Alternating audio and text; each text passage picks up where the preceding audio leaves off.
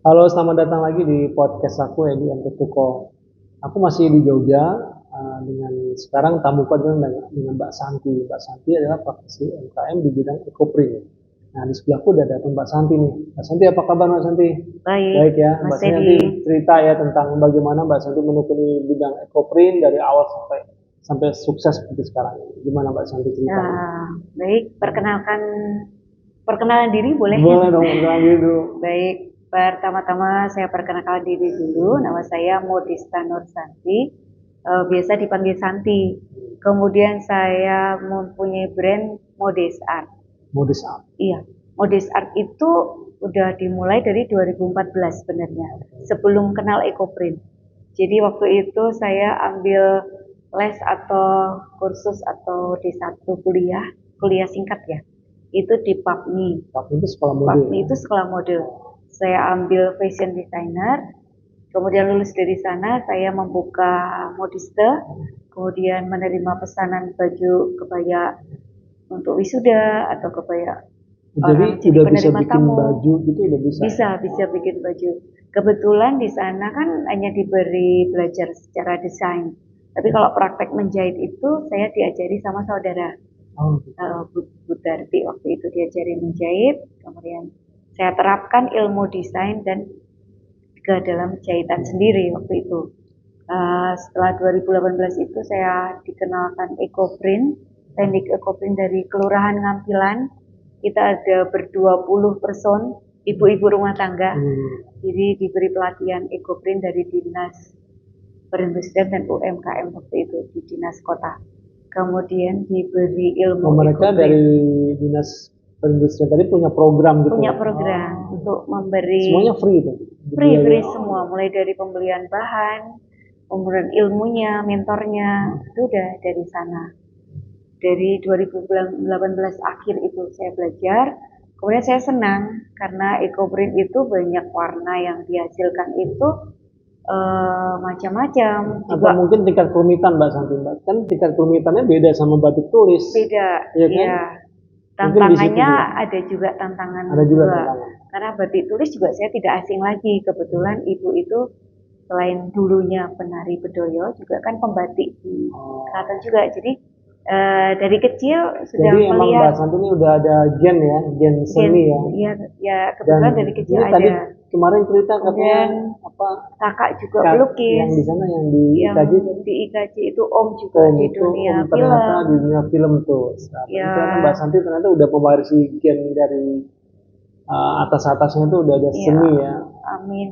Tinggal kalau udah punya talenta gitu memang kita harus mengembangkan dan mengasah. Kalau kita tidak mengasah ya nanti lama-lama hilang juga. Jadi setelah itu saya berproses terus untuk EcoPrint itu. Sampai saya punya brand Modest Art EcoPrint dan mempunyai karya-karya baju. Selain baju juga banyak turunannya sebenarnya EcoPrint tuh. Selain di kipas, Kipas. di gantungan kunci, Oke. juga di kerudung. Oh, Ini yang mau lebaran itu saya produksi seperti juga itu. kerudung-kerudung cantik ini buat Hmm. lebaran. Juga ada tas, tote bag, ini juga Tapi sebetulnya EcoPrint. Mbak Santi belum cerita nanti awal dari proses ekoprint itu Oh gimana? Satu iya. itu apa? Misalnya kain putih tuh, kain putih Betul. diapain? Kalau EcoPrint itu, eco itu kan alam, print itu kan Tapi cetak. mohon maaf itu apa? Nah itu kurang masuk. Nah, itu dipencet lagi. Nah, Jadi EcoPrint itu eco alam, print cetak. Jadi proses EcoPrint itu proses mencetak motif-motif ke dalam kain. Jadi yang dihasilkan itu warna-warna yang dari alam, dari daun, kemudian batang-batang, bunga. Itu warna yang dihasilkan warna alam, yang kemudian warna alam. berpindah ke kain. Oh gitu. Tentu saja tidak langsung kain yang kita beli Ini putih. idenya awal tuh dari siapa ya? Kok bisa seperti ini? Kok bisa Waktu itu awal-awalnya juga dulu tuh loh. Kan dulu kan memang kita dari hanya tahu tentang batik tulis, batik ya, cap. Ya kan, cuma dulu kan cuma itu. Terus muncul jemputan, terus habis itu kok bisa ikutin dari mana? EcoPrint itu kalau di Jogja ya, masuknya itu 2016. Waktu itu ada ibu dosen dari UGM yang belajar EcoPrint. Dia mungkin dapat ilmu dari luar juga, dari luar negeri juga. Dari luar negeri. Mm-mm. Oh ya? Ya, terus masuk ke sini, kemudian Tapi kok saya nggak yakin luar negeri itu pasti orang kita juga, orang Indonesia kan. mungkin juga kalau kita dulu belajar memindahkan getah pepaya kan, zaman kita belajar waktu anak-anak bermain apa gitu, nutui Hah? daun pepaya, kemudian di kertas, kemudian warnanya bisa pindah ke situ kan. Oh, Itu jadi dari mungkin situ juga ya. berkembang, Berkembang kemudian ya. explore, gitu akhirnya Memang banyak sih tercipta kadang-kadang yang apa yang produk-produk yang terjadi sekarang tuh emang ada terjadi keterkaitan dari iya sejarah dari atau dari sebelumnya ya, kebiasaan kebiasaan. lalu-lalu nenek Iya, moyang kita ya mungkin. kayak main-main apa tuh anak-anak main itu apa permainan-permainan itu Iya, berkembang ya menjadi sebuah karya. yang kalau kalau saya lihat kan kayak film Transformer itu kan dulu juga mulai dari tahun 80 udah ada Lego yang jadi apa namanya Jadi mobil kayu ya. mobil tapi nanti jadi robot itu kan akhirnya sekarang jadi film itu kan dari tahun Iya. 80. Oke lanjut Mbak nanti. Tadi prosesnya dulu Prosesnya ya, dari kain putih Iya, dari kain putih yang kita beli di pabrik dibersihin, itu, dicuci, kita cuci yang namanya scoring. scoring. Scoring itu proses pencucian atau pembersihan kain yang kita beli di toko supaya zat-zat kimia yang ada di kain itu larut, hilang. Jadi namanya prosesnya awal itu namanya scoring. Scoring. Yang kedua? Yang kedua proses mordan. Jadi proses mordan itu apa? Mordan itu memberikan unsur-unsur supaya warna dari alam supaya terserap secara sempurna di kain.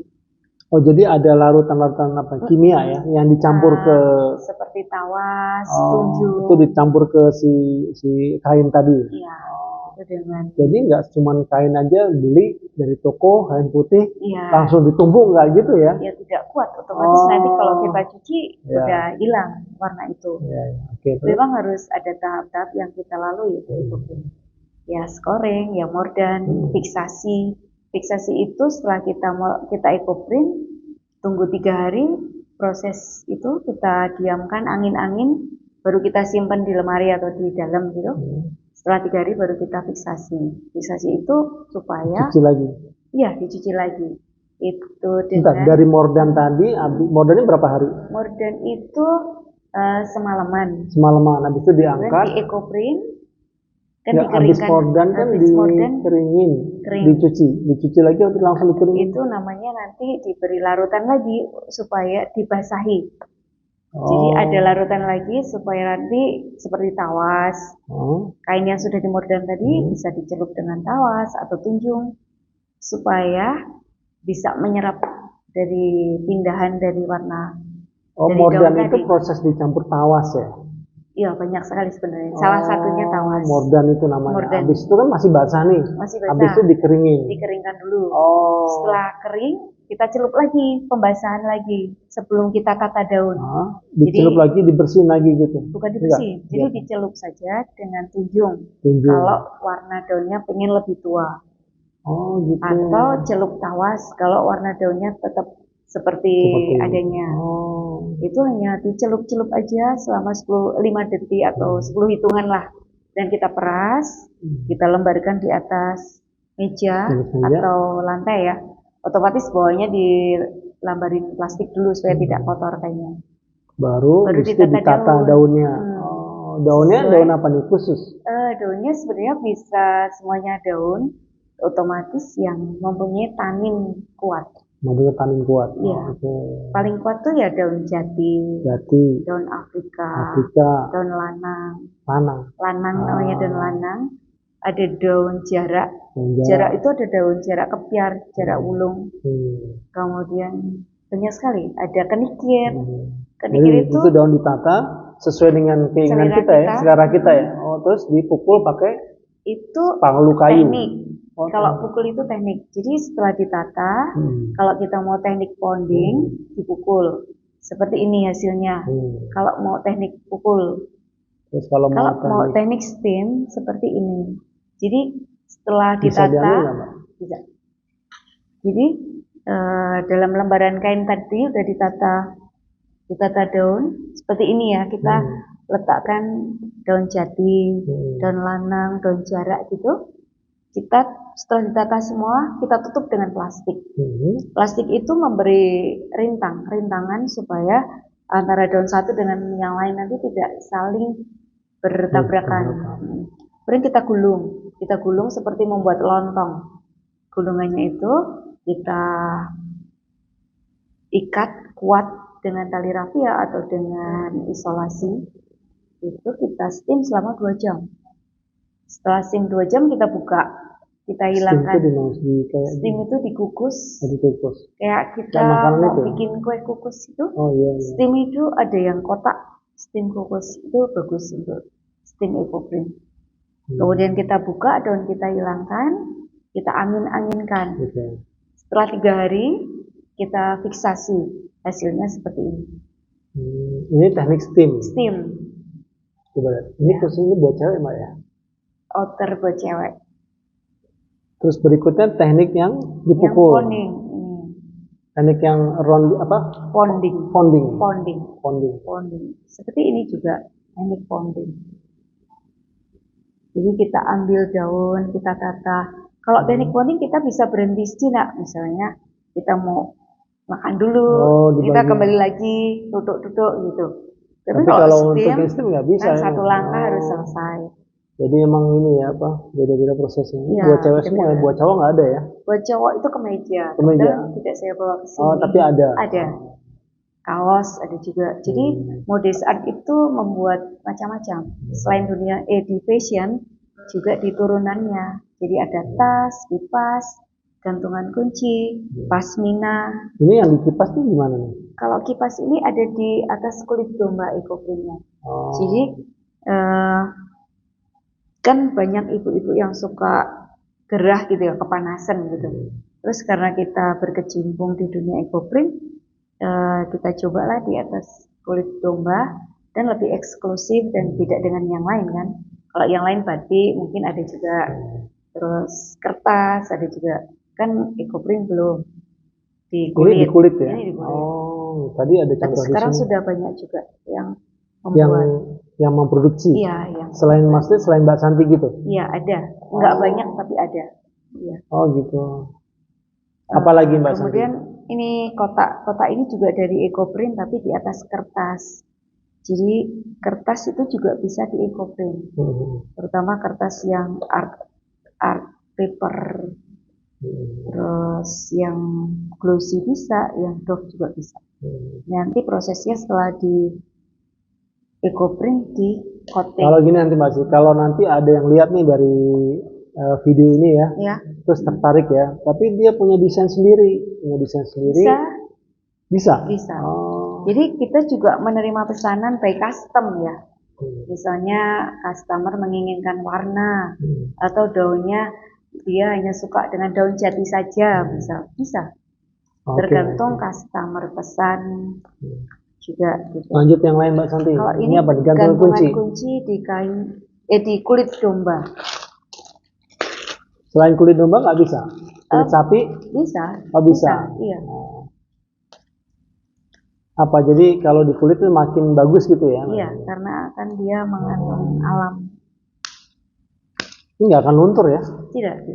Sudah di coating. Jadi sudah diberi lapisan supaya awet dari air. Supaya tahan. Namanya coating, lapisan coating kulit.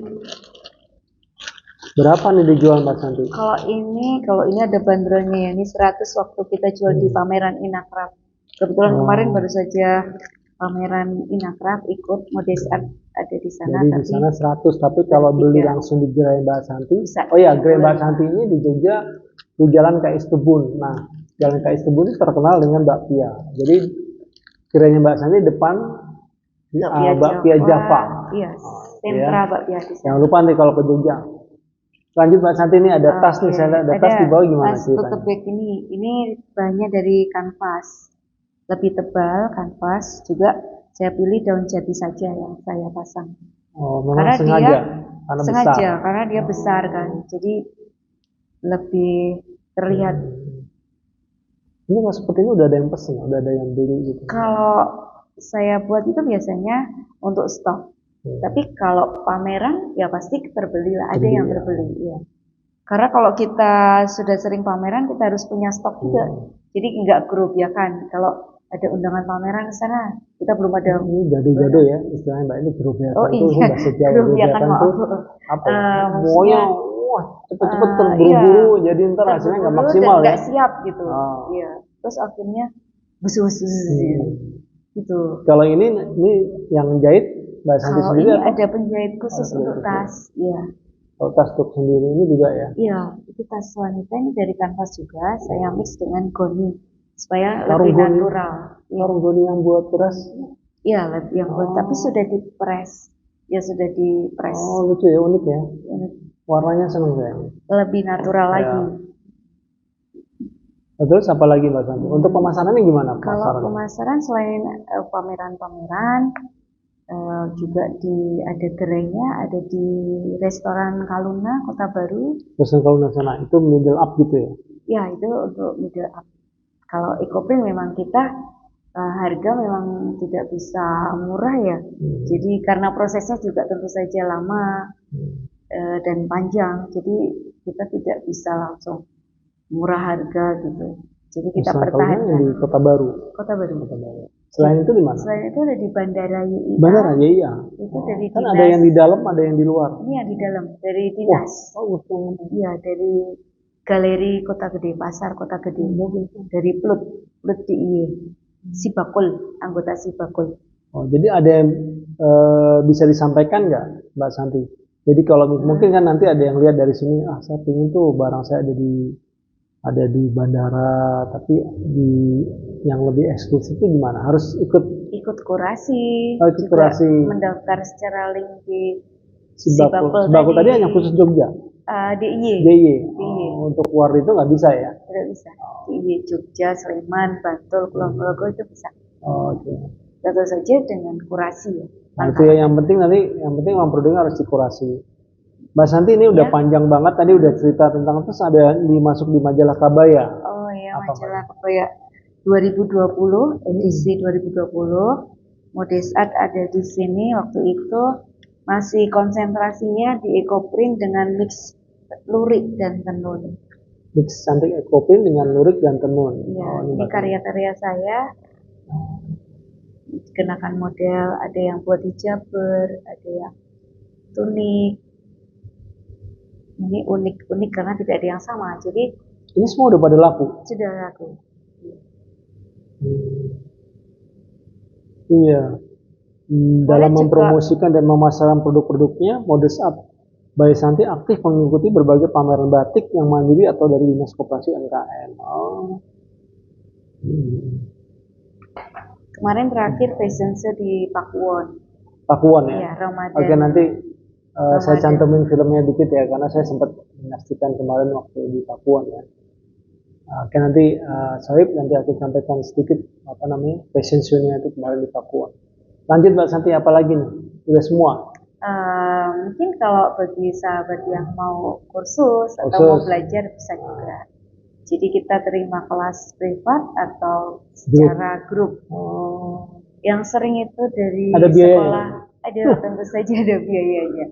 Karena memang ilmu itu kalau gratis itu kadang malah peserta tuh tidak akan terus-menerus berproses. Jadi udah belajar di sini sekali, udah dia nggak akan belajar lagi. Tapi kalau kita memberi berbayar itu pasti otomatis sayang kalau udah berbayar nggak ditekuni kan. Jadi otomatis dengan berbayar harapannya nanti akan menekuni ilmu yang kalau untuk produknya udah ada yang diekspor atau belum? Kalau diekspor banyak itu belum. Tapi kalau dibeli orang luar sering. Prancis. Jadi ada tamu yang sedang berlibur ke Jogja. Kemudian mampir ke galeri, kemudian beli. Mampirnya pas lewat atau memang sengaja? Kemudian pas jalan-jalan. Pas jalan-jalan. Pas lewat, ada juga yang lewat Google Map, ada juga. Kalau yang dari IG-nya udah IG on juga ya, ada. udah online ya. Online. Tapi itu belum punya toko di situ, karena harus punya website kan. Jadi kita belum pasang. Kalau website. untuk di marketplace kayak Shopee, Tokopedia? Baru proses. Baru proses. Iya, baru proses. Oke Mbak Santi, mungkin ada yang mau disampaikan nih sama ya nanti kalau ada yang nonton video ini mungkin bahkan ada macam-macam ya ada saat ini mereka yang sedang bingung mau mencari pekerjaan, tapi ingin berwira swasta atau punya keahlian dalam bidang seni, tapi mungkin nggak ngerti jalannya. Nah, mungkin dari Mbak Santi bisa ngasih pencerahan, Mbak. Buat sahabat semua, kalau mempunyai keinginan untuk memulai usaha, itu jangan ditunda. Jadi langsung dimulai, kemudian dipilih dulu mana yang disuka, baru proses itu dilakukan terus-menerus. Atau kalau misal ada kesempatan, tapi sesuatu itu kurang kita sukai, tapi itu kesempatan bagus, langsung diambil saja. Nanti karena kalau berproses terus-menerus juga, nanti akan menyenangi juga kalau kita sudah menggelutinya. Kalau misalnya nggak seneng tapi latihan terus lama-lama, ya lama-lama senang ya, jalaran Tresno Saka Kulino tadi. Jadi semuanya kalau kita Tresno jalan Saka Kulino ya. Jadi apa sesuatu yang kita tekuni lama-lama itu kita akan senang. Ya. Oke Mbak Santi, kira-kira cukup ya? Apa nih lagi nih yang bisa mau Instagram tadi deh ya, Instagram nanti aku cantumkan, nanti follow di Instagramnya IG-nya Modis Art Jogja. Oke Mbak Santi, terima kasih banyak ya. Saya semua kita udah mendengar nih Mbak Santi praktisi UMKM di bidang ekoprint, bagaimana Mbak Santi mulai dari pertama itu dari mulai belum berkecimpung di ekoprint ya, tapi sudah menerima apa ya, jahitan segala macam. Nah, mulai dari situ kemudian ada program dari Dinas Perindustrian, terus diberikan pembekalan ataupun training ya, pelatihan tentang ekoprint sampai sekarang Mbak Santi sampai sekarang masih eksis dan mudah-mudahan terus berkembang Mbak Santi ya. Amin. Nah, kira-kira itu yang bisa aku sampaikan. Podcast kita yang singkat tapi padat ini bisa menjadi inspirasi dari teman-teman semua yang memang nanti ingin terjun ke bidang apa namanya ekoprint. Nah, kemudian aku juga kemarin udah upload untuk yang batik jemputan, kemudian juga ada jam tangan dari kayu. Nah, kedepannya aku akan coba lagi nanti beberapa UMKM ini coba aku angkat ya. Itu aja yang bisa aku sampaikan. Semoga video ini bermanfaat, bisa diambil message dari ini, dan jangan ragu untuk menghubungi Mbak Santi kalau emang punya ide atau apapun, bisa disampaikan nantinya. Bisa WA? Bisa WA juga ya. Oke, Mbak Santi nggak keberatan ya. Sekian cukup. Mudah-mudahan sukses bagi pemirsa semua. Selamat menjalankan ibadah puasa. Makasih. Amin.